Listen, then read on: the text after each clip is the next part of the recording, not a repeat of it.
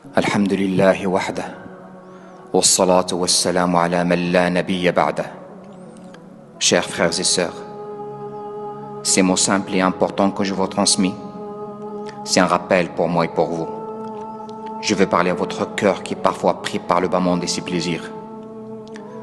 On est éprouvé par beaucoup de choses, le temps, l'argent, les enfants, le travail, la femme, les amis, jusqu'à ce qu'on oublie nos racines, notre premier amour saint, notre maman. Dans un hadith authentique rapporté par l'imam muslim de Abu Huraira qui a dit: le prophète sallallahu alayhi wa sallam a visité le tombe de sa maman par l'autorisation d'Allah subhanahu wa ta'ala, et il a pleuré jusqu'à qu'il a fait pleurer tout ce qui est autour de lui. Omar ibn al-Khattab radiyallahu anhu a dit: je n'ai jamais vu le prophète sallallahu alayhi wa sallam pleurer comme ce jour-là. Bi abi anta wa ummi ya Rasulallah. La maman, cette valeur unique qu'on sent vraiment son rôle, seulement quand il est loin ou il est mort. La maman, chers frères et sœurs, le premier mot qu'on a prononcé, et c'est le meilleur mot qu'on a répété. La maman, que nous lui devons la faveur après Allah subhanahu wa ta'ala. Quoi qu'on dise, quoi qu'on fasse, nous ne ferons pas assez pour elle. Aujourd'hui, je ne vais pas parler beaucoup de la gratitude, al-birr, parce que c'est obligatoire que les enfants soient reconnaissants. Et ce n'est pas une faveur envers la maman, c'est son droit envers toi. Et c'est une obligation de la satisfaire par le Coran et la Sunna.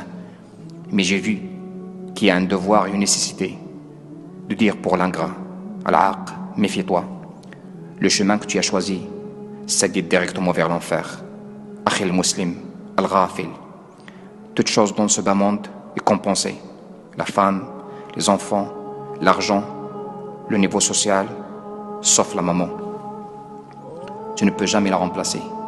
Et tu ne peux jamais combler le vide qu'il peut te laisser dans ton cœur si tu la perds. C'est une porte du paradis. Ne la ferme pas. Chers frères et sœurs, croyez-moi, si on médite bien notre relation avec notre maman, on va trouver qu'on est loin de la satisfaire. De parler à voix haute avec ta maman, c'est une ingratitude, uquq. De dire ouf devant elle, c'est une ingratitude. De préférer ta femme et tes enfants et leur intérêt, c'est une ingratitude. Et que ta maman soit la dernière de ton planning. Et c'est rarement que tu prennes de ses nouvelles, car tu es pris par le bas monde, c'est une ingratitude. Et de ne pas s'asseoir à côté d'elle, et de ne pas parler avec elle, et de ne pas entendre ce qu'elle raconte, c'est une ingratitude. De ne pas la prendre en charge, si elle n'a pas les moyens, et toi t'en as, c'est une ingratitude. De ne pas l'accueillir chez toi, parce que ta femme ne veut pas d'elle, c'est une ingratitude. De couper les liens avec ta maman, c'est une ingratitude. Chers frères, on a besoin de revoir notre relation avec notre maman. Et on a besoin d'éduquer nos enfants sur l'obéissance de la maman. Combien de fois on entend des histoires, des enfants qui insultent leur mère, des enfants qui tapent leur mère, des enfants malheureusement qui tuent leur mère, parce qu'elle ne veut pas donner de l'argent pour acheter de la drogue ou pour l'héritage. Je parle ici des enfants musulmans et quelqu'un qui a le cœur et le courage pour insulter et taper ou tuer sa propre mère. Il peut faire n'importe quel péché qu'il existe sur terre parce que son cœur est mort. Wallahi, mes chers frères, après la mort de la maman et le repentir de son fils ingrat, elle espère ce dernier que sa maman sort sa tête de son tombe pour l'embrasser et lui dire: pardonne-moi, mais c'est trop tard.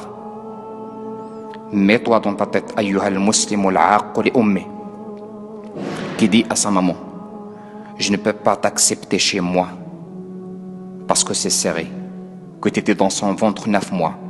Elle t'a accepté avec un grand plaisir et c'était trop serré. Avant de manger akhil muslim avec ta femme et tes enfants, pose la question: est-ce que ta maman a à manger? Car lorsque tu étais petit, il ne mange pas avant que tu manges.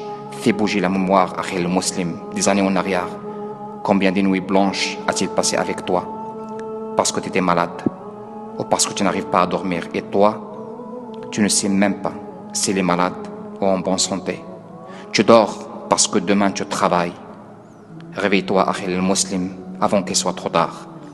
Rifa' ibn Iyas raconte qu'il a vu Al-Harith al-Alki pleurer le jour de l'enterrement de sa maman, sans arrêt.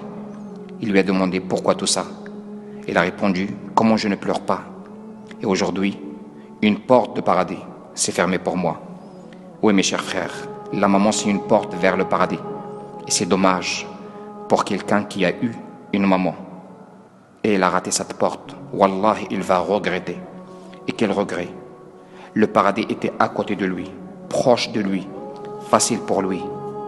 Une de ses portes était ouverte pour lui, mais il a ignoré jusqu'à sa fermeture par la mort de la maman. Akhil Muslim, toi et ton argent pour ta maman. Quand tu arrives à un certain âge ou à un certain degré social, prends d'elle que l'amour. Et dans tout, avec amour, et certainement tu es gagnant. Enfin, je lance un cri à haute voix. L'ingratitude vers la maman, c'est une ligne rouge, ne l'approche jamais. Car si tu les dépasses, tu tombes à l'enfer. Alors que la maman, au contraire, c'est une porte qui guide vers le paradis. Et c'est à toi de choisir. Allahumma matti'na birida ummahatina wa tajawaz an taqsirina fi birrihin. Allahumma hdi kulla aaq wa thabbit kulla bar. آمين والحمد لله رب العالمين.